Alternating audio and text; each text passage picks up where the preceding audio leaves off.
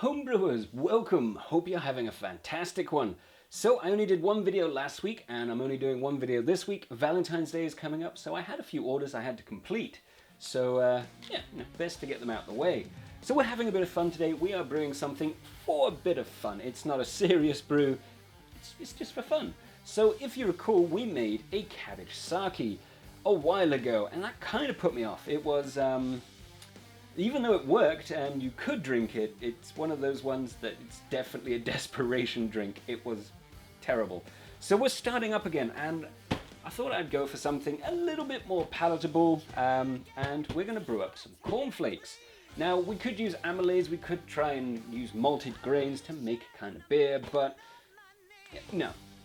Instead we are going to use our trusty yeast balls. If you don't know, yeast balls are a combination of a mold called koji and yeast. And the koji eats all the carbohydrates, splits into sugars, and then the yeast ferments it. It is a dual step fermentation all in one bucket, no malting step needed. So I thought it'd be kind of fun to make, I'm calling it a corn sake, but technically it is a makgeolli, but you know how it gets. More people know what sake is than makgeolli. I thought I'd say it here in case I have to keep explaining myself, because everyone needs to be exactly correct. Don't know why. So it is what it is. This is a bit of fun and it should be pretty good. Now I've got a box. It is 550 grams. We're not going to be using a hydrometer because it's absolutely useless, because we're going to be making this with the carbohydrates, and then the koji and the yeast are going to do the process all in one. So we are expecting around 5%. It is slightly less because there is only 84 grams of carbohydrates in this bad boy, so that is 464 grams of potential sugar in this bad boy. So to compensate, I'm only going to be doing a 4-litre batch. That should bring us up to the mystical 550 grams of sugar. That would be necessary to make a 5% brew. We've got that bit out of the way. So all we're going to need for this is our trusty cornflakes, our yeast balls, and something to brew it in. I'm going to be using a bucket because we're going to have lots of bits in there. So it's a fairly simple, straightforward process. It shouldn't take too long. I'm hoping it's going to taste good as well. Don't know. Haven't got a clue. I've never seen anyone do this, so your guess is as good as mine, but I guarantee it's going to do something. So let's just get into it. Our first step is sterilization, and we're going to be doing it in our bucket right here, and it's fairly straightforward. We could sterilize it using the usual bleach, washing up liquid, baby bottle sterilizer, whatever one of your choice. I'm going for the old school way, which is just a good old-fashioned boiled water and scorching it. It is already clean on the inside, and I have my implement in there as well, because we're going to have to mush it all around. So just going to add my boiling water, rinse off the inside too, and this just flash kills everything. Get around the sides. And for a change, our side doesn't actually have to be sterilized because cornflakes are already sealed and are going straight in here. So I just need to rinse this out and reboil the kettle, and I'll be right back. So because we're only brewing to about 5%, we're going to do this all in one go. Normally when we're trying to make a sake, it is done in stages. That way, well, the yeast lasts a bit longer, it can get to a rather high alcohol percentage, but this is only 5%, so one and done, even better. So let's do this. So we've got a nice scorched and sterilized now container, and our lovely cornflakes. It's been years since I've actually eaten cornflakes. That is a lot of cornflakes.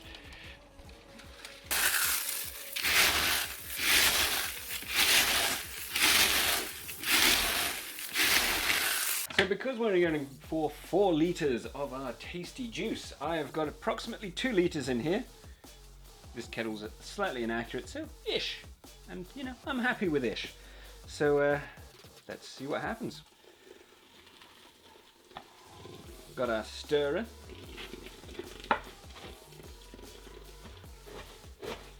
smells good, if I'm being honest.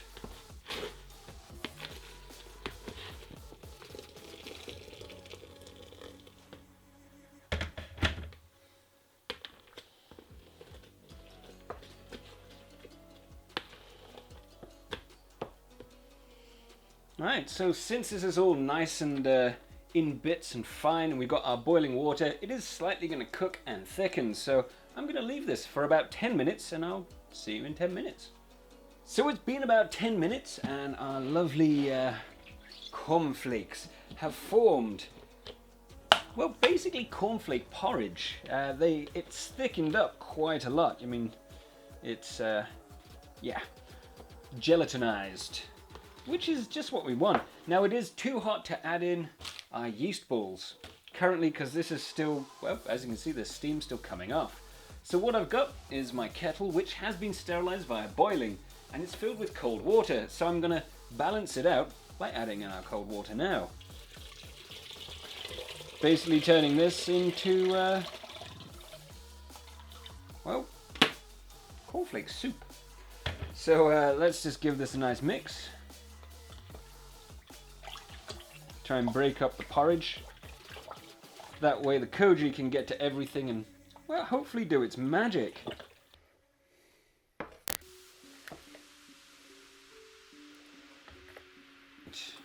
I'm just going to pop this in here for a second, because we have our nice, well, basically corn soup. It actually smells good. There is a bit of barley in here, a bit of malt barley. That's probably where the sugars come from, but it smells really good. What can I say? It should make a rather interesting, almost like corn beer. Should. So we've got our yeast balls, so all we got to do is give them a grind. As in, just beat the hell out of them. Just like normal. Got my old e-cig. So useful, this thing. So we've now got our yeast balls all sort of pounded up into a relatively fine dust. So let's just cut open the top. And now let's add it in. There we go. So all we've got to do is give this bad boy a stir, since it's about pitching temperature, I have to say. It is relatively cold, so hopefully this should go off without a hitch. Now, unlike normal sake or makgeolli, whichever one you want to call it, normally takes around a month, sometimes a bit longer, depending on how many staggered fermentations you do. This is a one and done kind of thing because it's only 5%, so this should only take 2 to 3 weeks.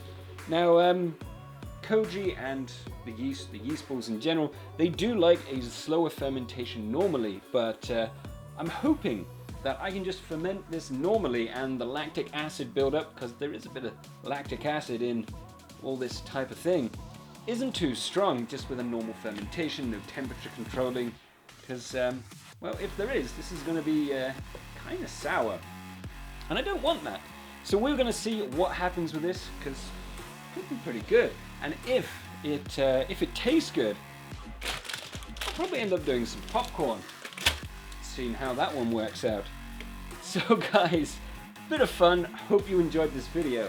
So don't forget to check out some of the other ones, subscribe, share, comment, you know, all that stuff they can tell you to do. But, more importantly, carry on homebrewing, guys. See you later.